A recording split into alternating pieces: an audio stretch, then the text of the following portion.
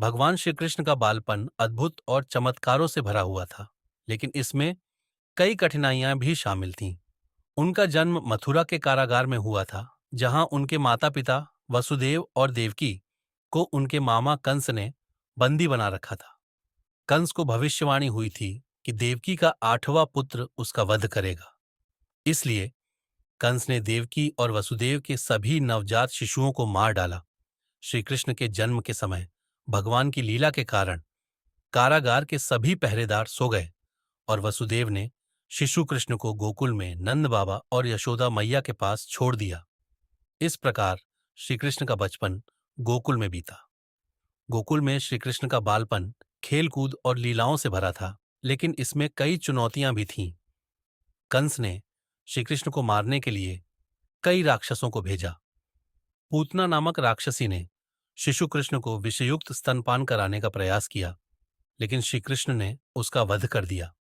इसके बाद शकटासुर, तृणावर्त और बकासुर जैसे राक्षसों ने भी श्री कृष्ण को मारने का प्रयास किया, लेकिन वे सभी उनकी दिव्य शक्तियों के सामने टिक नहीं पाए। इन सभी घटनाओं ने श्री कृष्ण के बालपन को संघर्षपूर्ण बना दिया, लेकिन उन्होंने हर बार अपनी लीलाओं से सभी को चमत्कृत कर दिया। श्री कृष्ण का बालपन गोकुल और वृंदावन की गायों और गोपियों के साथ बीता।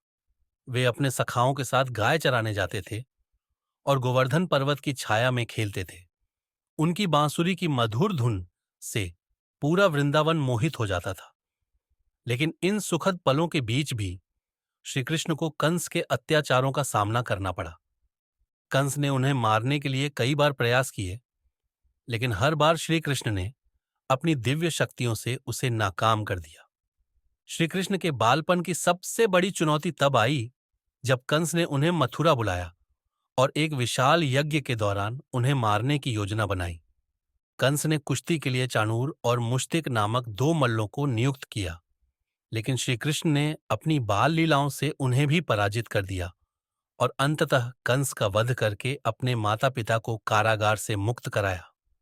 इस प्रकार भगवान श्री कृष्ण का बालपन चमत्कारों और लीलाओं से भरा हुआ था, लेकिन इसमें कई कठिनाइयां और संघर्ष भी शामिल थे।